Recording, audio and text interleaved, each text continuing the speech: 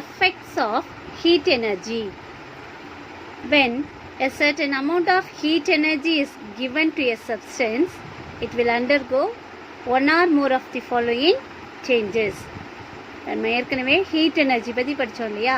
So heat எனர்ஜியோட effect. So ஒரு amount of heat energy கொடுத்தோன்னா ஒவ்வொரு சப்ஸ்டன்ஸும் சில மாற்றங்களுக்கு உட்படும். ஸோ என்ன மாதிரியான சேஞ்சஸ் ஏற்படும் அப்படின்னு பார்த்தோம்னா, temperature of the substance rise ஆகும். The substance may change its state from solid to liquid or liquid to gas.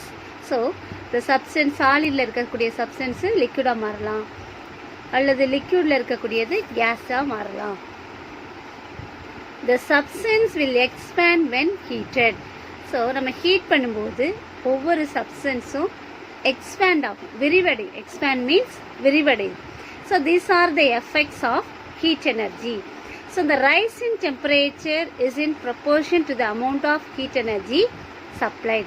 So the rise in temperature பொறுத்து எதை பொறுத்து இருக்கும் அப்படின்னா, amount of heat energy, நம்ம கொடுக்கக்கூடிய heat energy நம்ம எவ்வளோ கொடுக்குறோமோ அதை பொறுத்து இருக்கும். இன்னொன்று, it also depends on the nature and mass of the substance. So the heat energy யோட proportion எப்படி எதை பொறுத்துலாம் இருக்குது அப்படின்னு பார்த்தோம்னா, nature of the substance and mass of the substance இருக்கும். So the rise in temperature and change of state,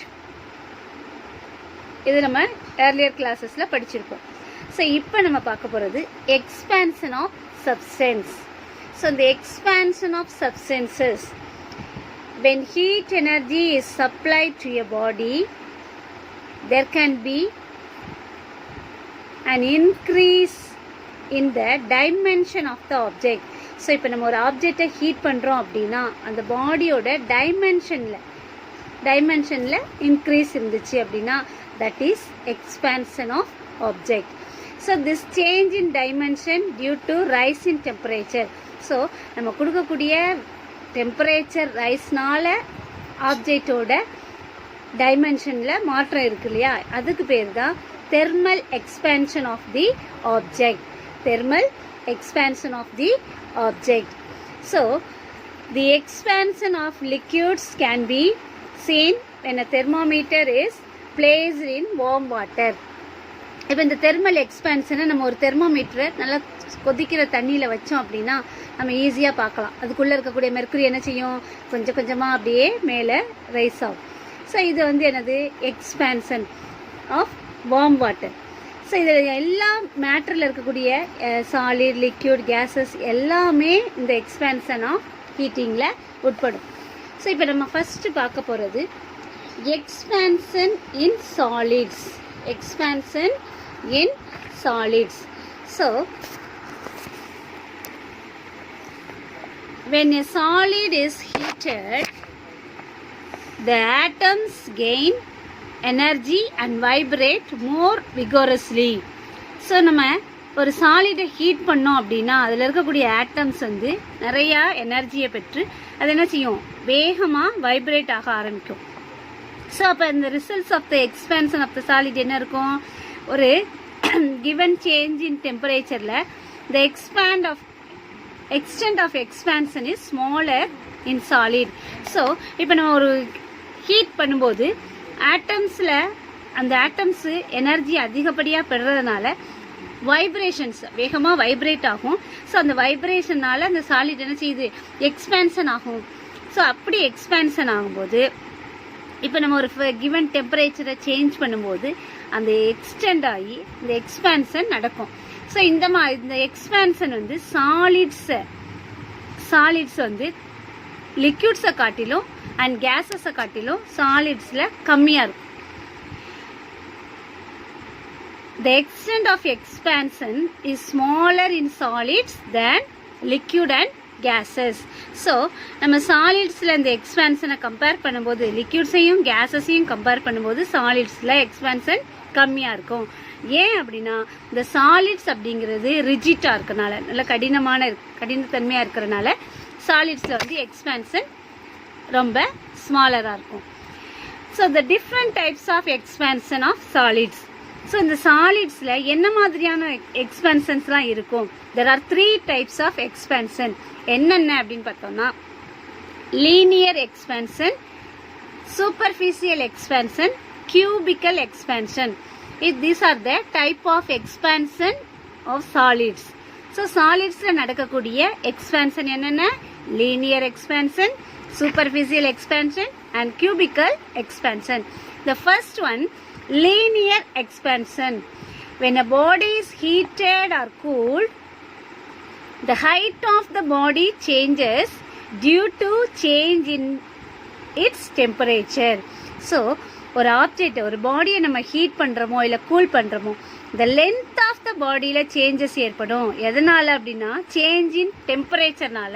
நம்ம டெம்பரேச்சரை rice பண்ண அந்த ஆப்ஜெக்டோட லென்த்தில் சேஞ்சஸ் ஏற்பட்டுச்சு அப்படின்னா அந்த எக்ஸ்பேன்ஷனுக்கு பேர் linear R லாட்டிடியூட்னல் expansion.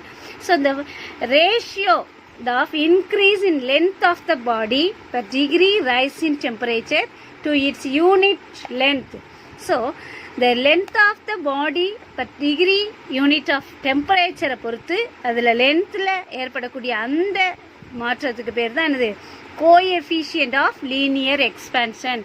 Coefficient of linear expansion. So the coefficient of linear expansion ஓட SI unit Kelvin per 1. Kelvin per 1. Underline the word. SI unit of coefficient of linear expansion is Kelvin per 1. The value of coefficient of linear expansion is different for different materials. So, the coefficient of linear expansion எல்லா ஆப்ஜெக்ட்டுக்கும் ஒரே மாதிரி இருக்காது. மெட்டல்ஸ்க்கு metal மாறுபடும். So ஒவ்வொரு மெட்டீரியலும் different மெட்டீரியல்ஸ்க்கு டிஃப்ரெண்ட்டாக இருக்கும். இப்போ for example, the length of the object by the initial length L0, அதோட temperature T0 வச்சுக்கிறோம். இப்போ இதை நம்ம ஹீட் பண்ணும்போது இதோட லென்த் என்ன ஆகுது? எக்ஸ்பேன்ஷன் ஆகுது. ஸோ எக்ஸ்பேன்ஷன் ஆன லென்த்து L.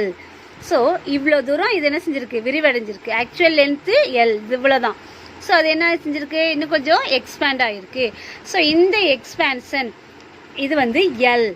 அதோட இந்த சேஞ்ச் இன் லென்த் வந்து எப்படி எடுத்துக்கிறோம்? Del L. அப்போ T minus T is equal to T naught plus del T. So the equation relating the change in length and change in temperature. So the change in length and change in temperature பொறுத்து நம்ம ஒரு equation derive பண்ணுறோம். அது எப்படி எழுதுறோம்னா del L by L naught it is equal to alpha L del T. So del L அப்படிங்கிறது change in length, L naught அப்படிங்கிறது அதோட original length. நம்ம ஃபஸ்ட்டு பார்த்தோம் இல்லையா? இந்த original length L naught. Change in length என்னது? L. del L. So change in temperature என்னது? del T. So change in temperature alpha L வந்து coefficient of linear expansion. So ஒரு ஆப்ஜெக்ட் அதோட length நம்ம ஹீட் பண்ணும்போது அதோட லென்த்தில் எக்ஸ்பேண்ட் ஆச்சு, அதோட லென்த்தில் சேஞ்சஸ் ஏற்படுச்சு அப்படின்னா அதுக்கு பேர் தான் என்னது? Linear expansion. So the linear expansion நம்மளுக்கு என்னது? when a body is heated or cooled, the length of the body changes due to change its temperature. So அதோட டெம்பரேச்சரை சேஞ்ச் பண்ணுறதுனால அதோட லென்த்தில் சேஞ்சஸ் ஏற்பட்டுச்சு அப்படின்னா அதுக்கு பேர் தான் லீனியர் எக்ஸ்பேன்ஷன். நீளத்தில் விரிவடைகிறது, அதனால் இதுக்கு பேர் நீள் விரிவு, லீனியர் எக்ஸ்பேன்ஷன். ஸோ இதோட டெரிவேஷன் எப்படி எழுதலாம்? del L by L naught. del L by L naught is equal to alpha L del T. So இது லீனியர் எக்ஸ்பேன்ஷன். அடுத்தது சூப்பர்ஃபிஷியல் எக்ஸ்பேன்ஷன்.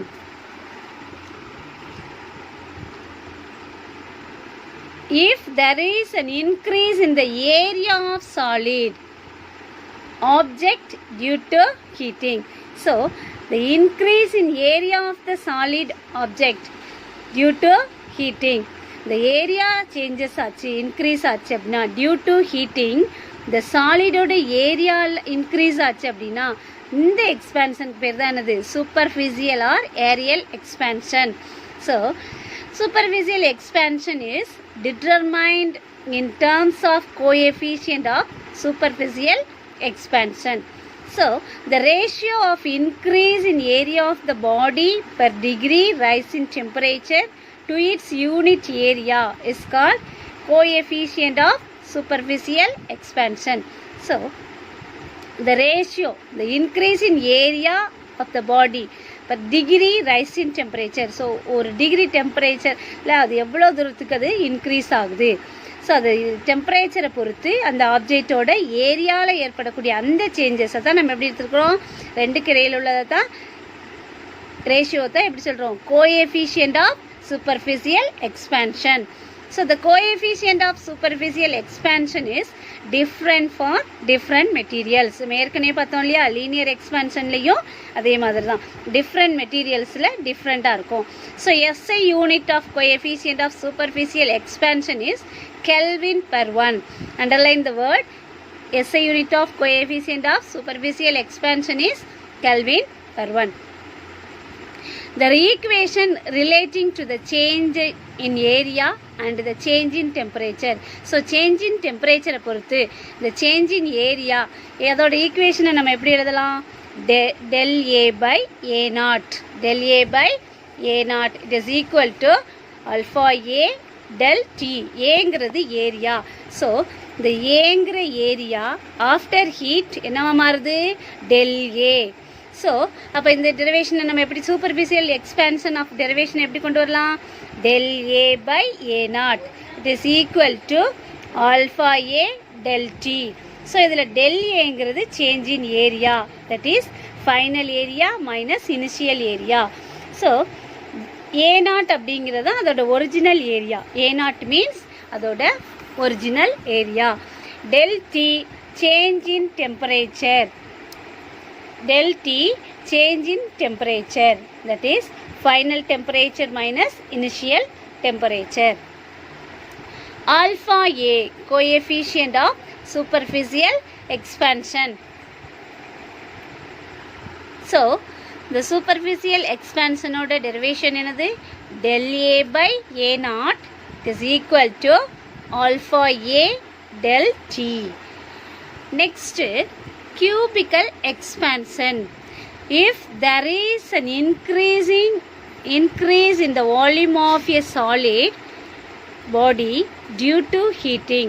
So இந்த volume of the solid bodyல increase இருந்துச்சு அப்படின்னா, நம்ம heat பண்ணும்போது ஒரு ஆப்ஜெக்டை ஹீட் பண்ணும்போது, ஒரு சாலிட் பாடியை ஹீட் பண்ணும்போது அதோட வால்யூமில் changes, that means volume increase ஆச்சு அப்படின்னா that expansion is called cubical or volumetric expansion. As in the case of linear and aerial expansion, cubical expansion is also expressed in terms of coefficient of cubical expansion.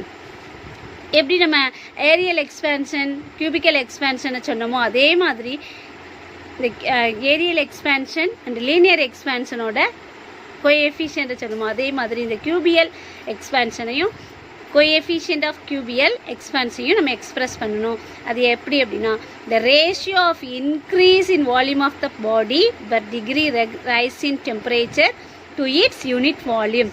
So the increase in volume இந்த பாடியோட per degree temperature, ஒவ்வொரு degree டெம்பரேச்சரும் இப்போ degree temperature increase ஆகும்போது அதோட வால்யூம்லேயும் changes ஆச்சு அப்படின்னா, so அது ரெண்டுக்கு இடைப்பட்ட அந்த ரேஷியோ தான் எப்படி இருக்கிறோம், coefficient of cubical expansion. So increasing volume of the body per degree rise in temperature to its unit volume is called as coefficient of cubical expansion. This is also measured in Kelvin per 1. So இது cubical expansion. cubical expansion என்னது, அதோட வால்யூமில் changes ஏற்படும். First நம்ம என்ன பார்த்தோம், there are 3 types of expansion பார்த்தோம். linear expansion, superficial expansion or aerial expansion. third one cubical expansion. So linear expansionல அதோட லென்த்தில் சேஞ்சஸ் ஏற்படுது. ஏரியல் எக்ஸ்பேன்ஷனில் அதோட ஏரியாவில் சேஞ்சஸ் ஏற்படுது நம்ம கொடுக்கக்கூடிய ஹீட் எனர்ஜினால். கியூபிக்கல் எக்ஸ்பேன்ஷனில் அதோட வால்யூமில் சேஞ்சஸ் ஏற்படுது, ஸோ இந்த ஈக்குவேஷனை நம்ம எப்படி இது பண்ணலாம் அப்படின்னு பார்த்தோம்னா, the equation relating to change in volume and change in temperature. So change in volume and temperature பொறுத்து நம்ம இந்த ஈக்குவேஷன் எப்படி எழுதுறோம்? del V by V naught is equal to alpha V del T. So del V na என்ன? Change in volume. V naught na என்ன? Original volume. That is V naught ங்கிறதா இதோட original volume. After heating it expand its volume. அதுதான் என்னது? del V. So alpha V அப்படிங்கிறது என்ன?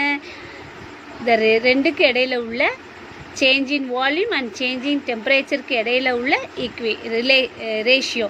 So அதை தான் எப்படி இருக்கும்? Coefficient of cubical expansion. So இதுவும் வந்து மெட்டீரியல்ஸ் வந்து டிஃப்ரெண்ட்டாக இருக்கும். So different material possesses different coefficient of cubical expansion. Good morning students. Thermal physics oda continuity page number 35. Coefficient of cubical expansion of some material. See the tabular column. Name of the materials. Coefficient of cubic expansion K inverse. Aluminium 7 into 10 power minus 5. Brass 6 into 10 power minus 5, glass 2.5 into 10 power minus 5, water 20.7 into 10 power minus 5, mercury 18.2 into 10 power minus 5. So these are the some material order coefficient of cubical expansion. Next, expansion in liquids and gases.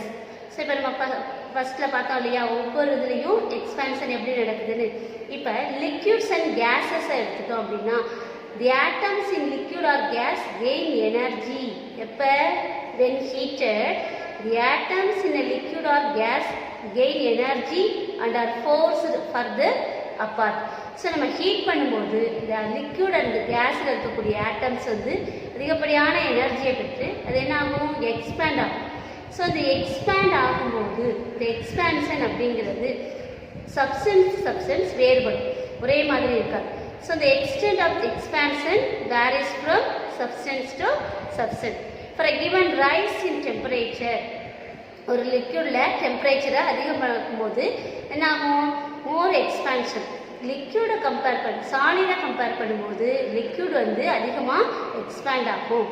அதே மாதிரி ஒரு gaseous சப்ஸ்டன்ஸோட compare பண்ணும்போது அதுதான் என்னது? ஹையஸ்டாக இருக்கும். மற்ற other டூவோட liquid and சாலிடோட கேசியஸில் வந்து எக்ஸ்பேன்ஷன் அதிகமாக இருக்கும்.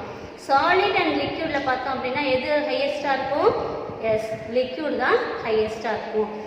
So, the coefficient of cubical expansion of liquid is independent of temperature. Liquid பொறுத்தளவில் the coefficient of cubical expansion of liquidல அது வந்து temperature independent-ஆக இருக்கும். பட் gases வந்து temperature பொறுத்து தான் இருக்கும். இந்த cubical expansion gasesல வந்து temperature பொறுத்து மாறும். அது வந்து depend-ஆக இருக்கும். So, when a liquid is heated, it is done by keeping the liquid in some container and supplying heat energy to the liquid through the container. இப்போ ஒரு liquid வந்து ஹீட் பண்ணுறோம் அப்படின்னா, அப்போ நம்ம ஒரு கண்டெய்னரில் எடுத்துக்கிறோம். ஒரு கண்டெய்னரில் நம்ம எடுத்துக்கும் போது அந்த ஹீட் எனர்ஜி முழுவதுமாக அந்த லிக்யூடை எக்ஸ்பேண்ட் ஆகிறதுக்கு பயன்படாது. ஒரு பார்ட் என்ன செய்யும்? இந்த thermal energy supplied will be partly used in expanding the container and partly used in expanding the liquid. இப்போ ஒரு பாத்திரத்தில் நம்ம ஹாட் பண்ணுறோம், ஒரு வாட்டரையோ ஒரு மில்கையோ ஹீட் பண்ணுறோம் அப்படின்னா, இந்த பாத்திரம் முதல்ல என்ன செய்யும்? பாதி ஹீட்டு அந்த பாத்திரம் சூடாகிறதுக்கும், அடுத்த பாதி தான் என்ன செய்யும்? அந்த உள்ளே இருக்கக்கூடிய லிக்யூடு சூடாகிறதுக்கும். ஸோ இதை வந்து என்ன பண்ணுறோம்னா, we observe may not actual real expansion of the liquid. So இதை வச்சு நம்ம என்ன செய்ய முடியாது? இதில் ரெண்டு விதமானது இருக்கும், ஆக்சுவலும் இருக்குது. இதை வந்து நம்ம உண்மையான எக்ஸ்பேன்ஷன் சொல்ல முடியாது. ஸோ லிக்விடை பொறுத்தளவில் ரெண்டு இதை நம்ம டிஃபைன் பண்ண முடியும், real expansion and apparent expansion. So real எக்ஸ்பேன்ஷன்னா என்ன?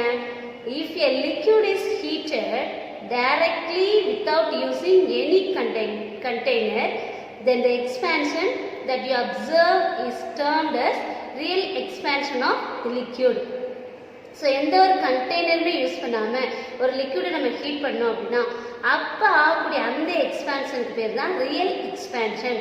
So what is the coefficient of real expansion? Coefficient of real expansion is defined as the ratio of the true rise in the volume of the liquid per degree rise in temperature.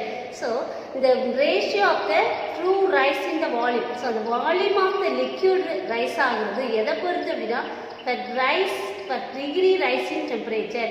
So, அதோட unit வால்யூமில் எவ்வளோ amount of volume வந்து increase ஆகுது, அது எவ்வளோ amount of டெம்பரேச்சரை பொறுத்து increase ஆகுது. So அது ரெண்டு கடையில் உள்ள ரேஷியோ தான் என்னது கோஎஃபிஷியன்ட் ஆஃப் ரியல் எக்ஸ்பேன்ஷன். இதோட சிம்பிளும் என்னது SI unit of coefficient of real expansion also kelvin inverse. Second one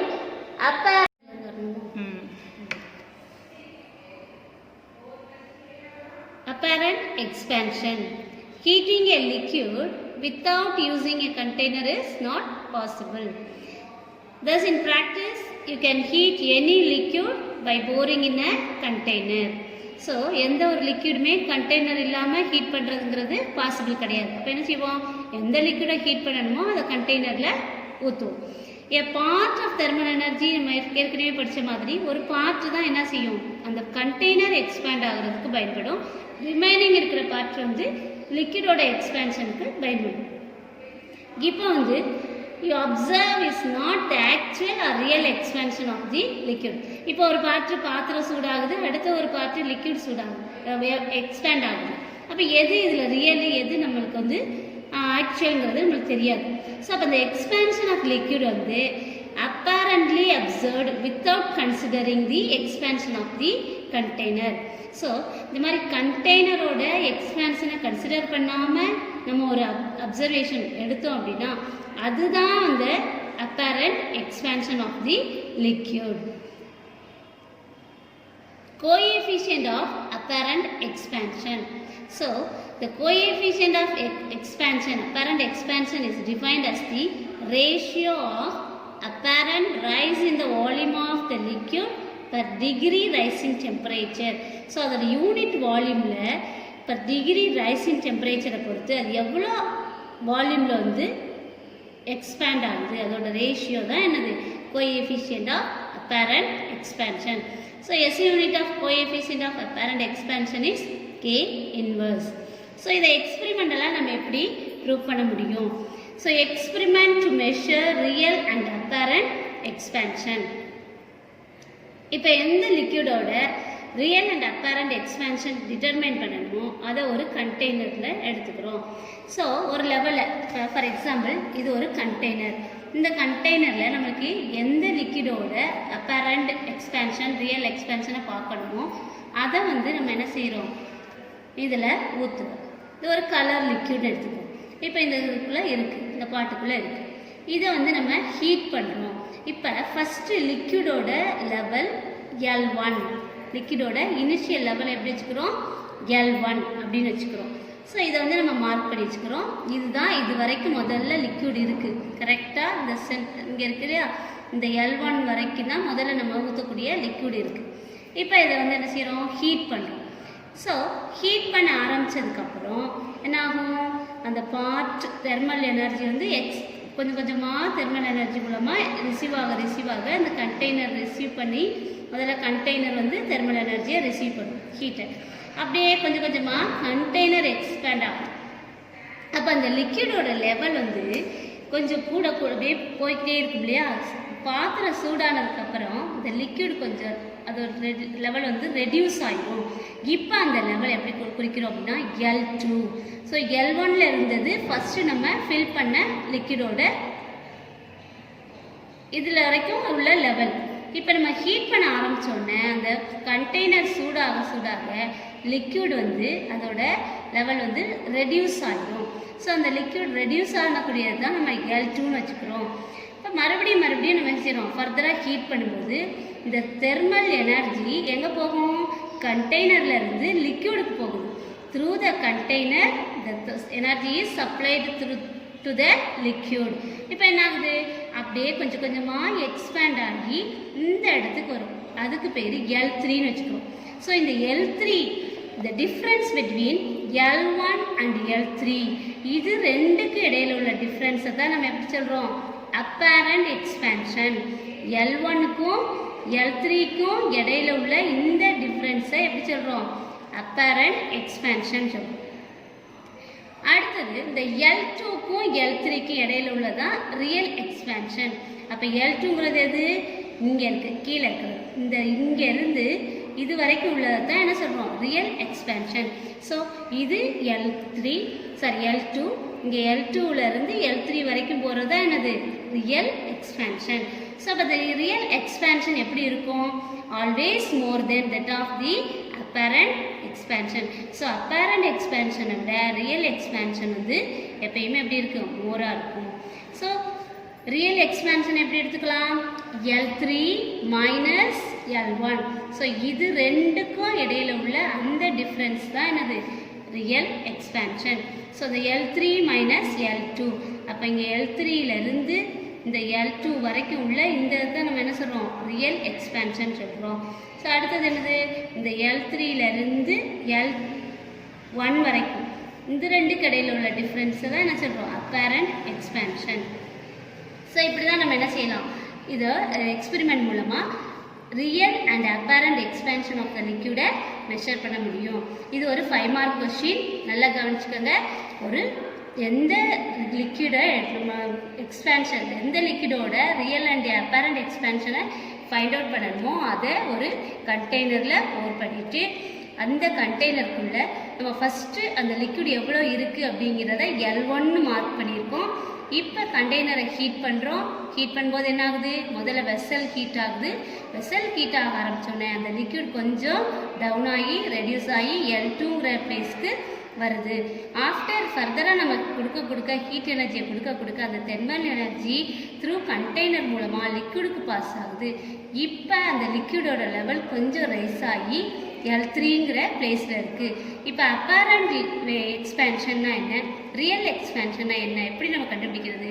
அப்போ அந்த difference between L3 and L2. So L3லேருந்து L2 வரைக்கும் உள்ள அந்த டிஃப்ரென்ஸ் தான் ரியல் எக்ஸ்பேன்ஷன். அப்பேரண்ட் எக்ஸ்பேன்ஷன்னா எப்படி ஃபைண்ட் அவுட் பண்ணுறது?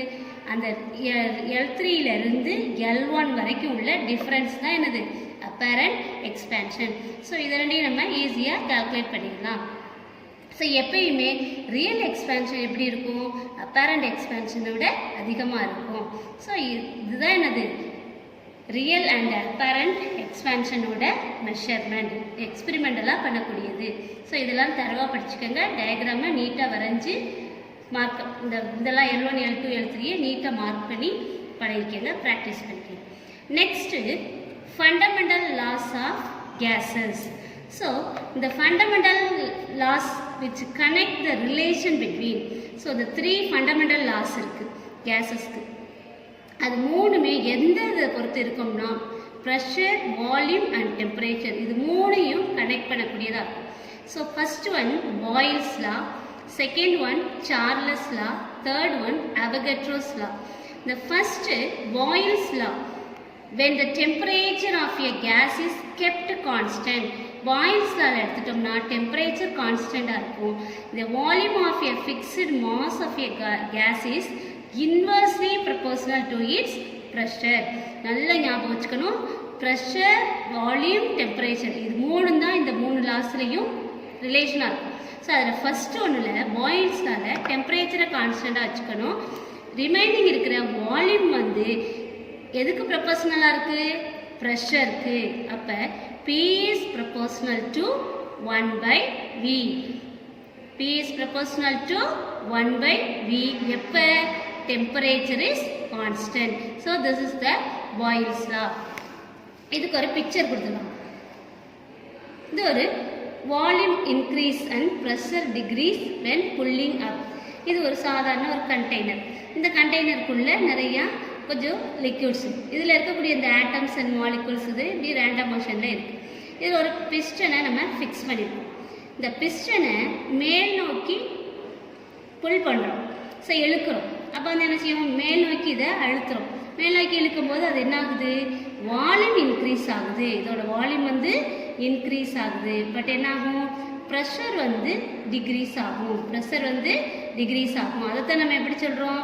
P is proportional to 1/V. அடுத்த கண்டெய்னரில் இந்த பிஸ்டனை கீழ் நோக்கி அழுத்துறோம். ஸோ அப்படி அழுத்தும் போது வால்யூம் டிக்ரீஸ் ஆகிடுது. பட் என்னாகும்? ப்ரெஷர் வந்து இன்க்ரீஸ் ஆகிடும். ஸோ இதுவும் எப்படி இருக்குது? ப்ரெஷர் அண்ட் வால்யூம் ரெண்டும் இன்வர்ஸாக இருக்குது.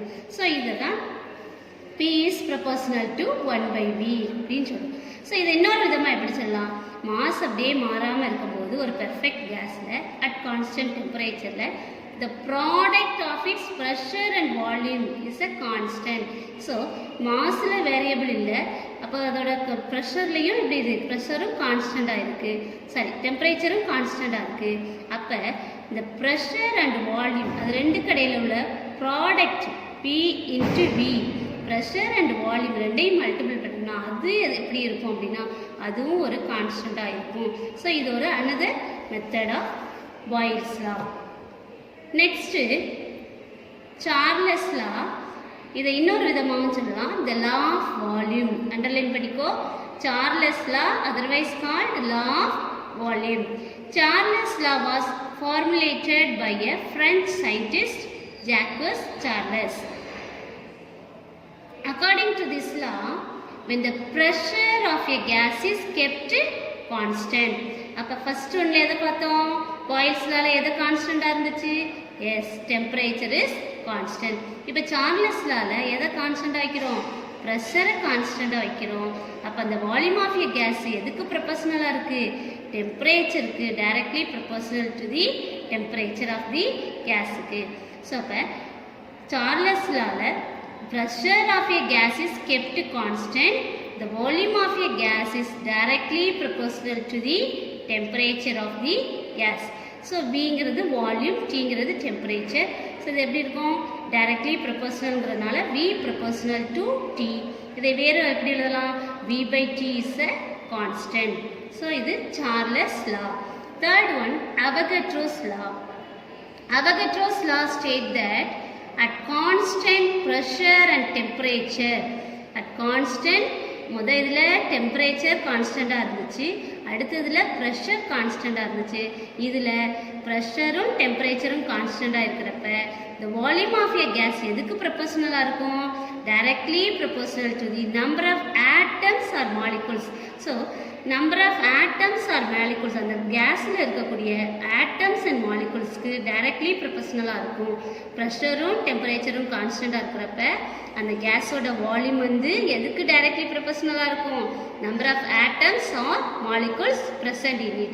ஸோ அதை எப்படி எழுதலாம்? volume of a gas is proportional to n. இந்த nங்கிறது என்னது? number of atoms or molecules. So V is proportional to n. Otherwise V/n is a constant.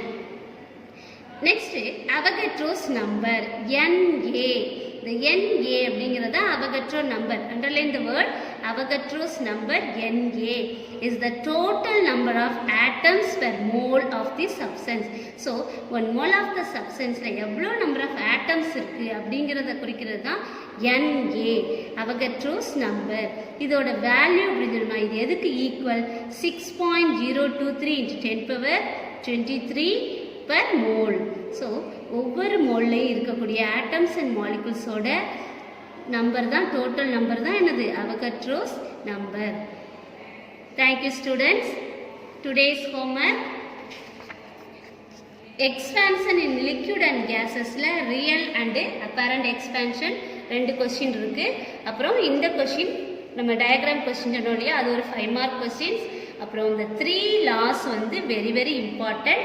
Boils law, Charles law, Avogadro's law. இதை நம்ம வந்து ஒரு இதை நல்லா தெளிவாக படிச்சிட்டிங்கன்னா அதை வச்சே அதை ரெண்டையும் ஈஸியாக படிச்சிடலாம். ஸோ படித்து தெளிவாக எழுதி பாருங்கள்.